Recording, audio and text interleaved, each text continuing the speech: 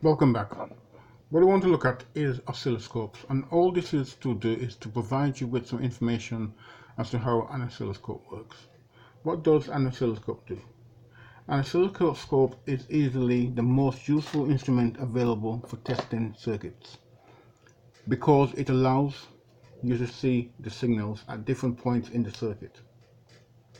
Now, the best way of investigating an electronic system is to monitor signals at the input and output of each system block. Now, electronic circuits are put into blocks, so it allows you to actually inspect each block and you know what the signal output is for each block because it's generated, and this would be on your diagram or schematics. Okay, checking that each block is operating as expected and is correctly linked to the next. With as little practice, you will be able to find and correct faults quickly and accurately. Okay. Now, an oscilloscope is an impressive piece of kit. Certainly is an impressive piece of kit. My hat goes off to the person who actually invented it, basically, and brought about its use.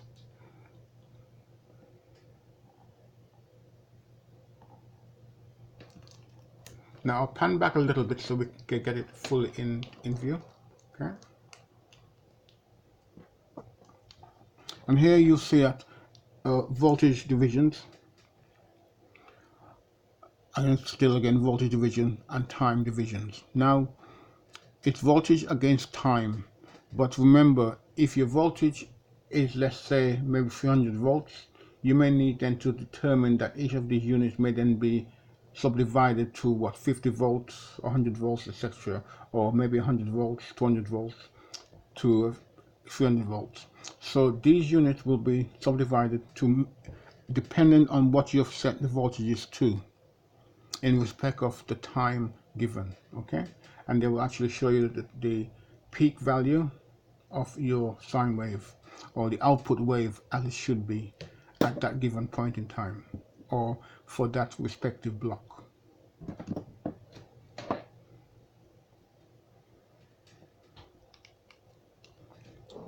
I'll just go and pan in so you can see the control more easily. Okay.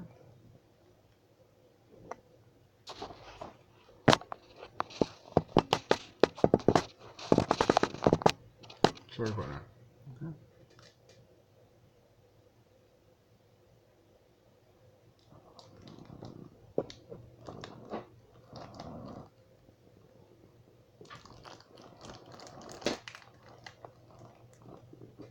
Okay.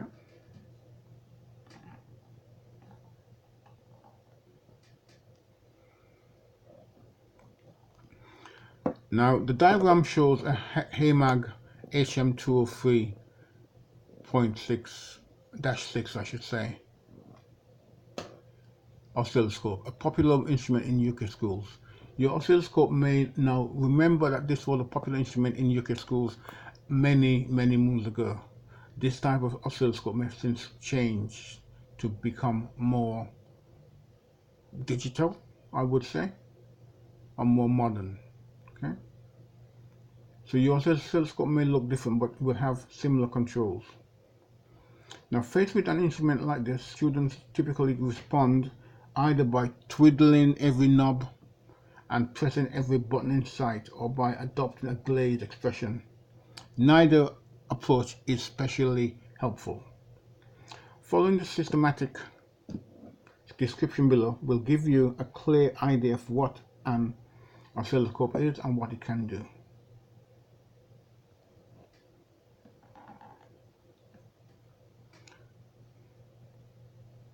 Now the function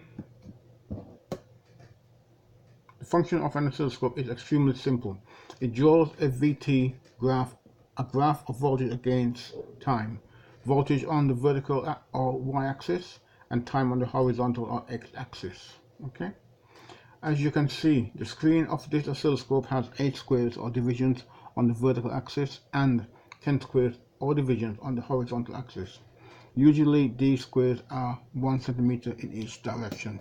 So let's just go back and have a look at that again for a moment to make sure that it is what it says it is. Okay, and I'm happy that it is 1, 2, 3, 4, 5, 6, 7, 8, 9, 10, and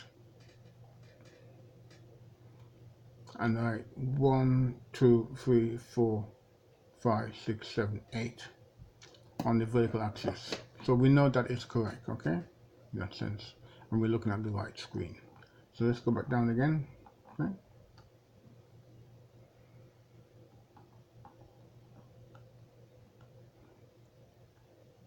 And here we have the volts axis and time axis on horizontal axis, okay?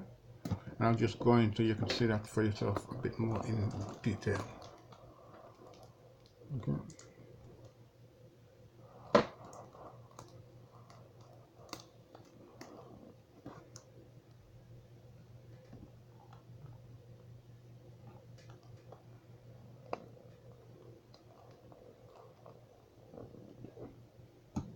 Now many of the controls of an oscilloscope, let me just go back a little bit, so thank you, allow you to change the vertical or horizontal scales of the VT graph so that you can display a clear picture of the signal you want to investigate.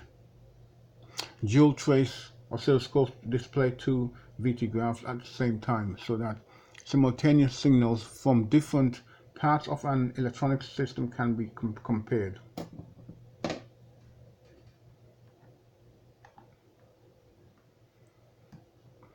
Now, someone else may have been twiddling knobs and pressing buttons before you. Before you switch the oscilloscope on, check that all controls are in their normal position. For the HAMEG HM203, this means that all push button switches are in the out position, all slide switches are in the up position, all rotating controls are centered. The central time division and volts division and the hold off controls are in the calibrated or cal position. Check through all the controls and put them in these relevant and appropriate positions before starting any work. Okay.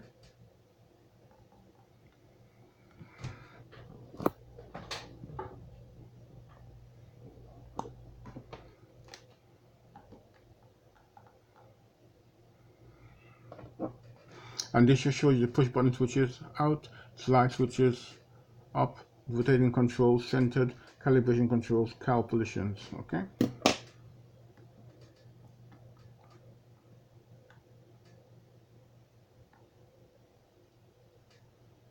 Now here we set both volts division controls to 1 volt per division and the time division control to 2 seconds per division. It's lowest setting.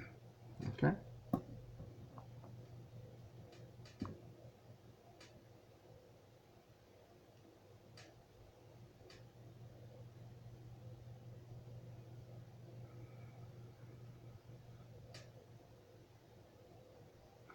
Here it is set to 1 volt, and here you can see it is set to 2 seconds. Okay.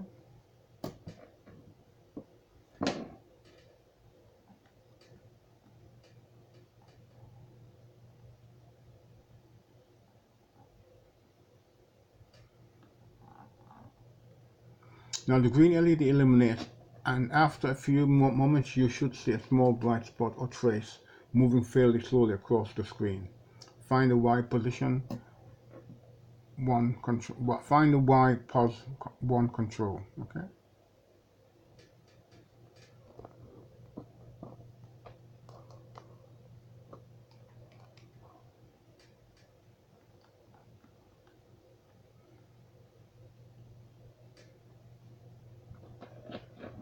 And again here, what happens when you twiddle?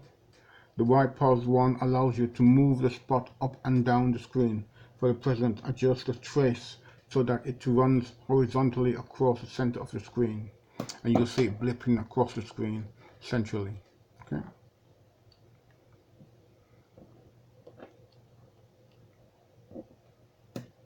Now investigate the intensity and focus controls.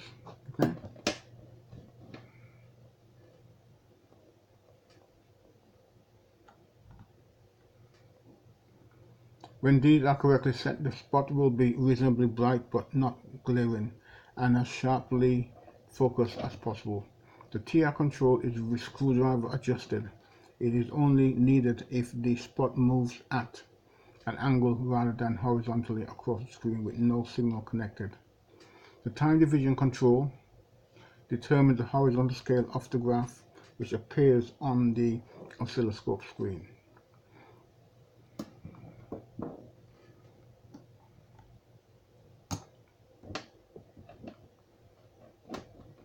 Now with 10 squared across the screen and spot moving at 0.2 seconds per division, how long will it take for the spot to cross the screen? The answer is 0.2 times 10 equals 2 seconds. Count seconds. Does the spot take 2 seconds to cross the screen? Now rotate time division control clockwise.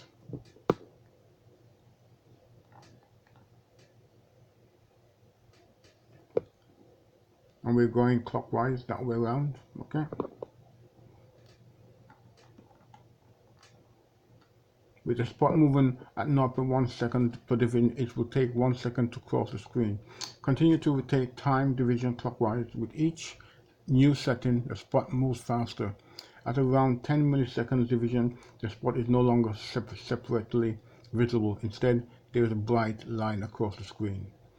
This happens because the screen remains bright for a short time after the spot has passed, an effect which is known as the persistence of the screen.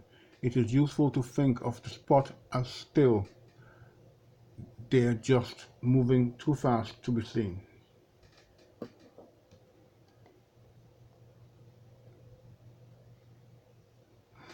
Keep rotating time division at faster settings. The line becomes fainter because the spot is moving very quickly indeed. At the setting of 10 microsecond division, how long does it take for the spot to cross the screen? The volt division controls determine the vertical scale of the graph drawn on the oscilloscope screen. Check that volt division is set at division 1, etc. Okay, and the adjustment controls are set correctly.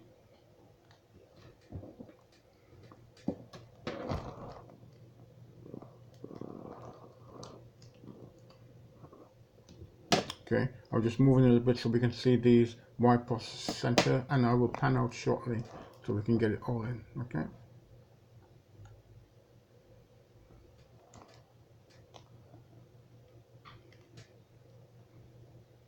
And this is just showing you the controls of the oscilloscope.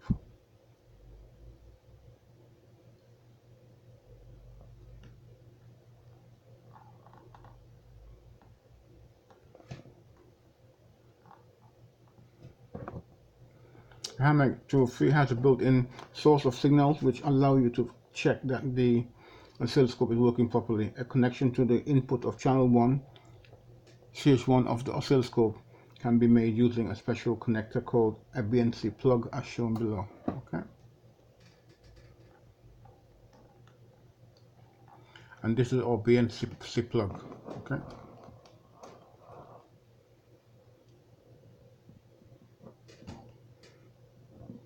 Oscilloscope input, BNC socket, oscilloscope calibration outputs, okay, black crocodile clip, maybe left unconnected, okay, red crocodile clip connected to 2Y output, okay, and our BNC plug.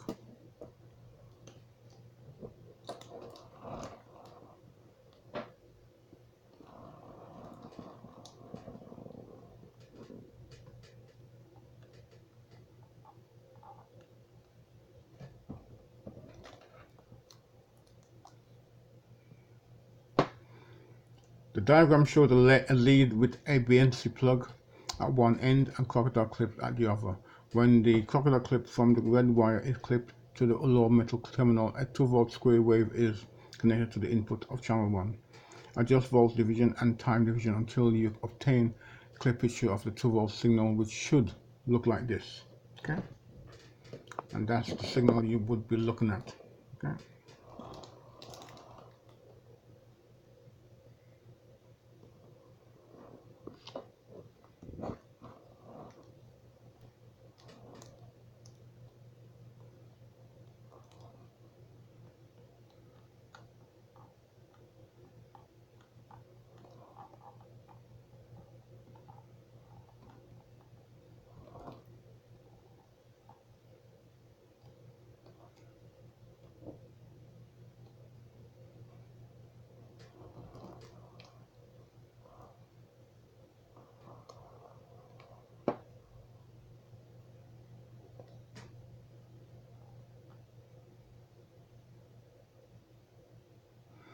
The Y pos 1 moves the whole trace vertically up and down on the screen, while the X pos moves the whole trace from side to side on the screen. These controls are useful because the trace can be moved so that more of the picture appears on the screen, or to make measurements easier using the grid which covers the screen. You have now learned about and used the most important controls on the oscilloscope. You know that the function of an oscilloscope is to draw a VT graph. You know how to put all the controls into their normal position so that the trace should appear when the oscilloscope is switched on. You know how to change the horizontal scale of the VT graph, how to change the vertical scale, and how to connect and display a signal. What is needed now is practice so that all of these controls become familiar.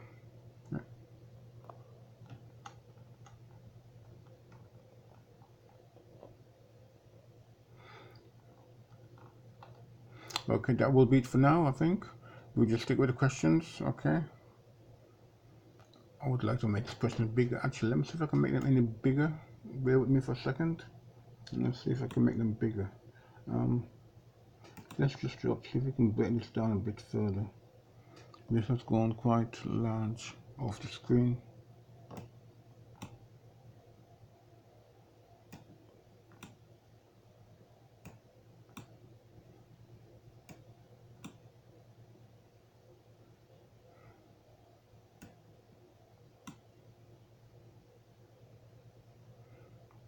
Okay, bear with me for a second.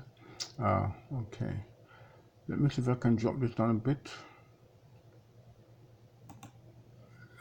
Change this for a moment. Bear with me for a second while I see if I can drop the zoom down.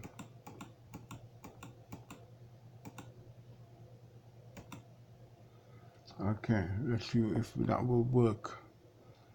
And now let me just check, see if we can make these questions larger. Okay. Bear with me for a moment.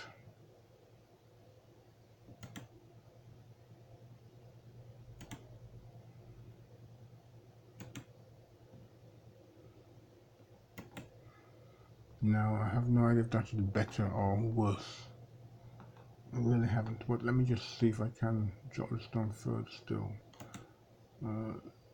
Change the zoom on this, 1 second.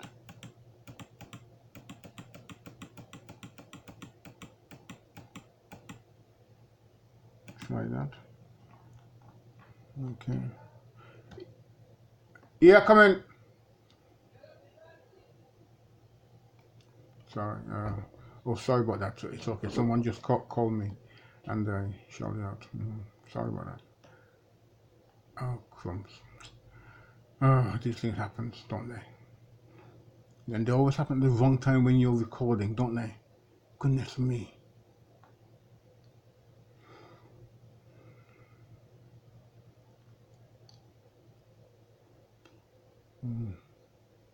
Okay, I think that's it for now. Thank you. I hope that you will find this useful. Okay. Have a good night. Bye-bye for now. And yep, that's it. We're closing out, I think. Bye-bye.